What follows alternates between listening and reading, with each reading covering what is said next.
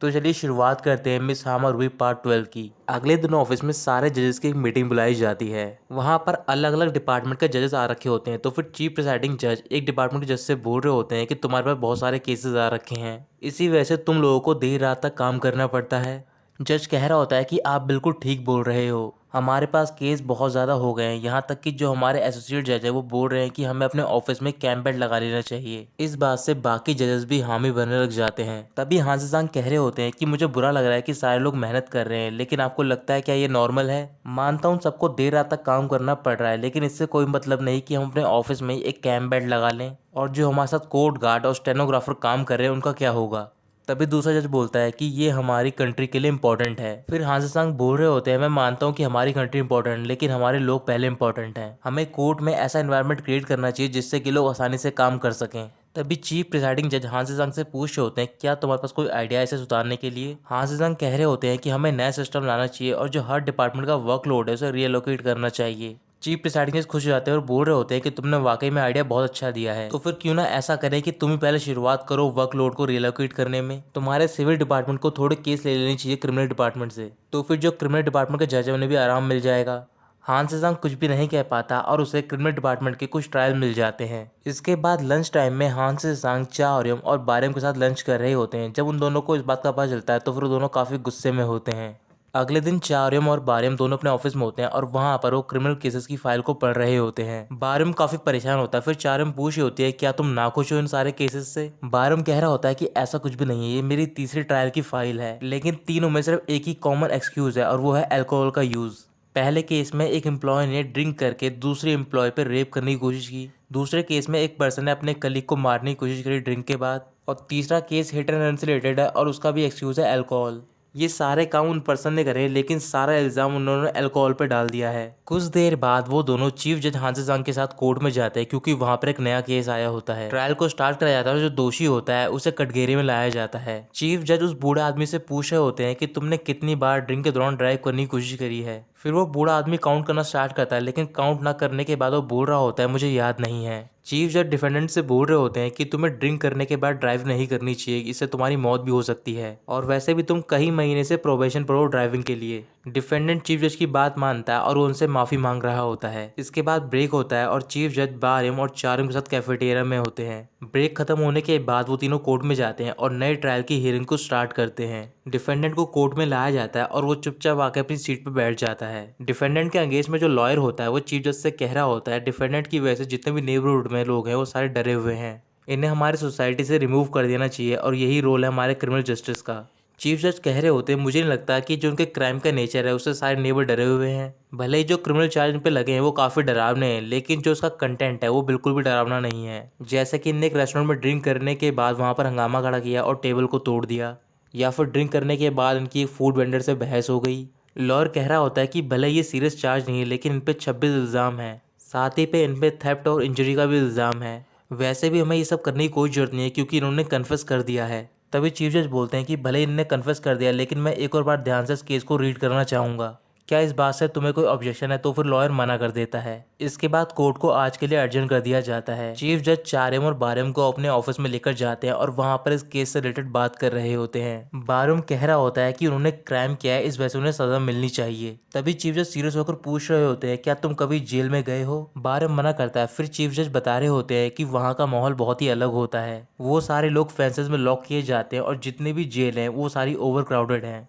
कभी कभार तो एक सेल में करीबन 6 से 8 लोगों को सोना पड़ता है साथ में, यहाँ तक कि वो करवट भी नहीं ले पाते हैं। इस वजह से मैं बोल रहा हूँ कि तुम जेल को इतने हल्के मत लो, वो कोई इतनी आसान जगह नहीं है सर्वाइव करने के लिए। बारम कुछ भी नहीं कहता और वो चारम के साथ अपने ऑफिस में चला जाता है। रात को बोवांग उनके ऑफिस में आता है, फिर वो उन दोनों को ड्रिंक के लिए बाहर लेकर जाता है। ड्रिंक करने के बाद वो तीनों अपने घर की ओर निकल पड़ते हैं। बारम मेट्रो से घर जा रहा होता है, तभी वो देखता है कि वहाँ पर एक आदमी बैठा होता है जो कि ड्रिंक कर रहा होता है और वो वहाँ पर जोर जोर से बात कर रहा होता है, जिसकी वजह से आसपास के लोग परेशान हो रहे होते हैं। काफी देर तक ऐसा करने के बाद बारिम उससे बहुत ज्यादा परेशान हो जाता है। फिर वो उस आदमी को जबरदस्ती अगले स्टैंड पर उतारता है और वहां पर ऑफिसर को बुला के उसे अरेस्ट करवा देता है।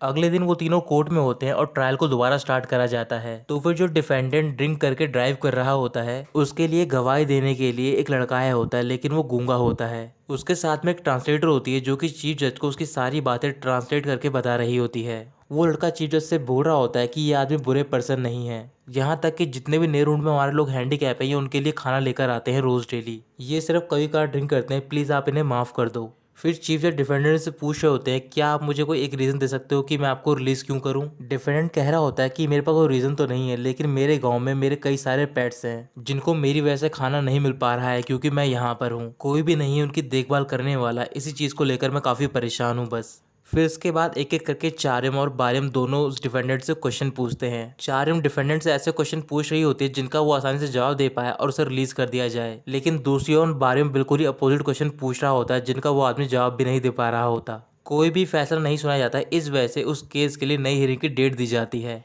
इसके बाद उस आदमी का ट्रायल स्टार्ट किया जाता है जिसपे कि 26 इल्ज़ाम होते हैं। चीफ जज डिफेंडेंट से पूछ रहे होते हैं क्या तुम विक्टिम को कंपनसेशन दे सकते हो।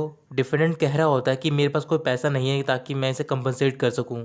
ऐसे ही कुछ और क्वेश्चन चीफ जज डिफेंडेंट से पूछते हैं। डिफेंडेंट के जवाब देने के बाद केस पे कोई फैसला नहीं दिया जाता है और अगली हियरिंग की डेट को शेड्यूल कर दिया जाता है। रात को बोवांग और डोइन दोनों एक बार में जाते हैं और वहां पर ड्रिंक कर रहे होते हैं। ड्रिंक करने के बाद दोनों वापस जा रहे होते हैं, तभी डोइन बोवांग से पूछ रही होती है कि तुम्हें मेरे बारे में क्या अच्छा लगता है। बोवांग कह रहा होता है कि तुम बहुत ही ज़्यादा अट्रैक्टिव हो, इंटेलिजेंट हो और साथ ही में इंडिपेंडेंट भी हो। डोइन कुछ भी नहीं कहती और गुस्से में वहाँ से जा रही होती है। तभी बोवांग डोइन को रोकता है और बोल रहा होता है कि तुम बहुत ज़्यादा हॉट हो। अचानक से डोइन बोवांग की ओर देखकर बोल रही होती है कि ये राइट आंसर तो नहीं था, लेकिन तुम सिंसेयर लगी मुझे। फिर वो अचानक से बोवांग के करीब जाती है और उसे किस कर लेती है। अगले दिन चारिम और बारिम एक जगह पर जा रहे होते हैं जहाँ पर कि वो डिफेंडेंट रहता है जिसपे कि 26 इल्ज़ाम होते हैं। वो उस आदमी के नेबरहुड में जाते हैं और वहाँ पर उसके बारे में पूछताछ कर रहे होते हैं। आसपास के नेबरहुड में जितने भी लोग उन दोनों को मिलते हैं वो ज़्यादातर बूढ़े या फिर हैंडीकैप होते हैं। इसके बाद वो दोनों एक पार्क के पास से गुजर रहे होते हैं, तभी वो वहाँ पर एक आदमी को देखकर रुक जाते हैं। वो आदमी अकेला बैठकर वहाँ पर ड्रिंक कर रहा होता है। तभी बारम को याद आता है कि यही आदमी उसे मेट्रो में मिला होता है। बारम कुछ भी नहीं बोलता और वहाँ से चला जाता है। आगे जाकर उन्हें एक बूढ़ी लेडी मिलती है। फिर वो दोनों उस बूढ़ी लेडी से यहाँ के बारे में पूछ रहे होते हैं। लेडी बता रही होती है कि यहाँ पर जितने भी अपार्टमेंट हैं वो बहुत ज़्यादा पुराने हैं। यहाँ पर अपार्टमेंट उन लोगों को ही मिलते हैं या तो जो डिसेबल हों या फिर जो बूढ़े हों। इसी वजह से यहाँ पर अजीब सी घटनाएं होती रहती हैं। पिछले साल यहाँ पर 6 लोगों ने सुसाइड कर लिया था। और अभी 1 महीने पहले की बात है कि एक आदमी अपने हैंडीकैप बेटे को घर में छोड़कर बिल्डिंग से कूद गया। और एक लेडी थी जो कि अपने बेटे के साथ रहा करती थी। उसके बेटे की ड्रिंकिंग हैबिट बहुत ही बुरी थी। ड्रिंकिंग करके उसका बेटा कई बार मुसीबत में फंसा। इसी वजह से उसकी मदर को फ़ाइन पे करने पड़े, लेकिन वो कब तक फ़ाइन पे करती है और आखिर में उसके बेटे को जेल जाना पड़ा 2 महीने के लिए। और जब उस लेडी का 2 महीने बाद जेल से वापस आया तो फिर उसकी मॉम ने फांसी लगा ली, क्योंकि उसकी मॉम को लग रहा था कि वो अपने बेटे को कभी नहीं देख पाएगी। अब उसका बेटा ऐसे सड़कों पर घूमता है और वहाँ पर ड्रिंक करके रोने लग जाता है।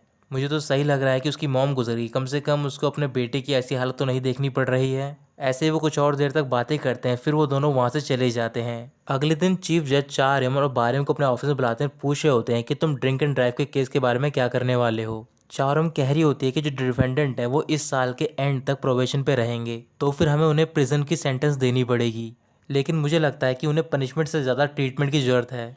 चीफ जज सरप्राइज होते हैं और बोल रहे होते हैं क्या तुम चाहती हो कि मैं उसे बेल पे रिलीज़ कर दूँ। चारुम कह रही होती है कि ऐसा नहीं है, बल्कि हम उन्हें 10 महीने के लिए रिहैब क्लिनिक में भेज देते हैं। तब तक उनका ट्रायल रोक सकते हैं और उन्हें बेल पर रिलीज़ भी कर सकते हैं। और 10 महीने बाद जब हमारे पास डॉक्टर का लेटर होगा तो फिर उनकी प्रोबेशन भी नहीं रहेगी और फिर हम उन्हें प्रिजन की सेंटेंस दे सकते हैं। चीफ जज इस बात के लिए राज़ी हो जाते हैं। फिर वो बारम से पूछ रहे होते हैं कि जो अगला केस है उसका क्या करना है हमें। बारम कह रहा होता है कि भले उन पर 26 केस है, लेकिन वो सारे अल्कोहल से रिलेटेड हैं, तो फिर जो उनके प्रोबेशन की लेंथ है हम उसे छोटा कर सकते हैं। और ऐसा करने का सिर्फ एक ही रीज़न है मेरे पास कि उन्होंने किसी को नुकसान नहीं पहुंचाया है। चीफ जज कुछ भी नहीं कहते हैं। फिर वो तीनों कोर्ट में जाते हैं और पहला ट्रायल स्टार्ट करते हैं। पहले डिफेंडेंट को रिहा कर दिया जाता है और उन्हें रिहैब क्लिनिक भेज दिया जाता है। इसके बाद अगला ट्रायल होता है और चीफ जज इस बार डिफेंडेंट को 5 साल की सज़ा दे देते हैं। ये सुनकर वो डिफेंडेंट बहुत ज़्यादा खुश हो रहा होता है और वो चीफ जज को थैंक यू कह रहा होता है। केस ख़त्म होने के बाद वो सारे अपनी टीम के साथ शाम को ड्रिंक करने के लिए जाते हैं एक रेस्टोरेंट में। तभी वहाँ पर टीवी पे एक न्यूज़ आ रही होती है उस डिफेंडेंट से रिलेटेड जिसपे कि 26 इल्ज़ाम होते हैं। रिपोर्टर बता रहा होता है कि जो डिफेंडेंट है वो एक बहुत ही बड़े बिजनेसमैन और साथ ही में इन्वेस्टर हैं। उनको 5 साल की सज़ा हो गई, इस वजह से जो हमारी इकोनॉमी है उस पर नेगेटिव इम्पैक्ट आएगा। यहाँ तक कि जो बिजनेसमैन की एसोसिएशन है उन्होंने एक स्टेटमेंट भी सबमिट करी है उनके रिलीज़ के लिए। ये सब देखकर बारिम बहुत ज़्यादा उदास हो जाता है और वो लगातार ड्रिंक कर रहा होता है। ड्रिंक करने के बाद वो वॉशरूम में जाता है और वहाँ पर वॉमिटिंग करने लग जाता है। फिर वो अचानक से रोना स्टार्ट कर देता है, क्योंकि उसकी वजह से एक आदमी को 5 साल की सज़ा हो गई होती है, लेकिन जो उसके इल्ज़ाम होते हैं वो इतने बड़े नहीं होते हैं। फिर कुछ देर बाद वो बाहर जाता है लेकिन वो होश में नहीं होता। इस वजह से चार्यों बारम को घर तक छोड़ने के लिए जा रही होती है। वो दोनों मेट्रो में होते हैं, चारों अपनी सीट पर बैठी हुई होती है और बारम अपना सर उसकी गोद में रख के सो रहा होता है। तो दोस्तों यहीं खत्म होता है ये पार्ट।